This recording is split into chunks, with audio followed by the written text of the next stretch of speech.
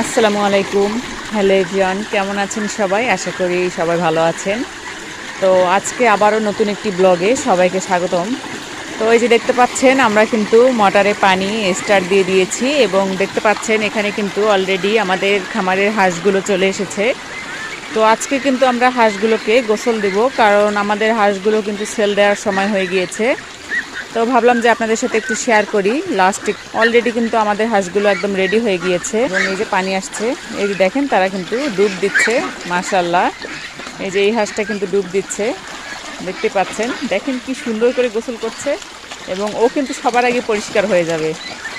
তো এই পাশে ওর দেখা দেখি কিন্তু দেখেন ওই পাশেও কিন্তু ওরা শুরু করে দিয়েছে গোসল করা।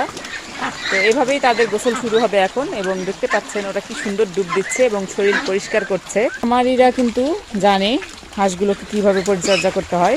সো আমরাও তার ব্যতিক্রম না, আমরা কিন্তু তাদেরকে সুন্দরভাবে পরিচর্যা করার চেষ্টা করি।